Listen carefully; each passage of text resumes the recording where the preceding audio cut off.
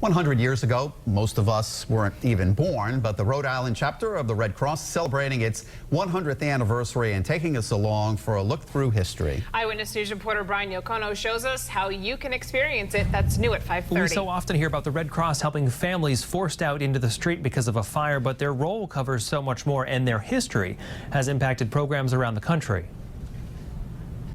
As I walked through the doors of the Westerly Public Library recently, I was greeted by Clara Barton, founder of the Red Cross in 1881.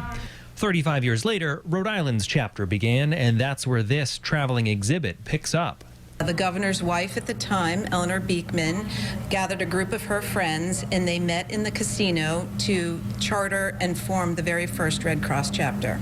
Teppy Thompson heads Rhode Island's Red Cross. She's flanked by images, reminders of its rich history. If you look back historically, there's not a lot of organizations locally that have been around for 100 years. So we do feel like it is a milestone that we want to celebrate and share with the community and get others involved.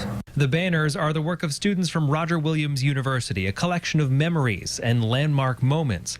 Elizabeth Costello is a Red Cross volunteer. She's charged with mobilizing this display throughout the centennial year. When I would set up the displays, I'd be halfway done, I'd be rolling them up, and you'd see people coming over and looking at it, or just saying like, oh, you know, I volunteered with the Red Cross 30 years ago, or I've been a volunteer for 30 years. From the Gray Ladies to the Junior Red Cross, even assistance during historic floods in 2010, their mission is the same today: provide programs, keep communities safe and resilient, and train to make sure we are all prepared.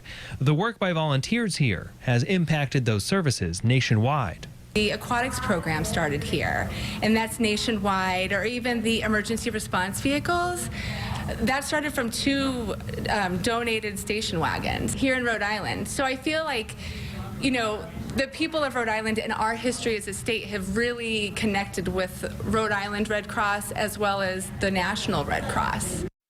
You can expect to see that exhibit traveling the state throughout this centennial year. They're also hosting an anniversary gala in Newport, September 17th. I'm emceeing the event that night. Tickets are available. You can find all that information at WPRI.com. I'm Brian Yokono, Eyewitness News.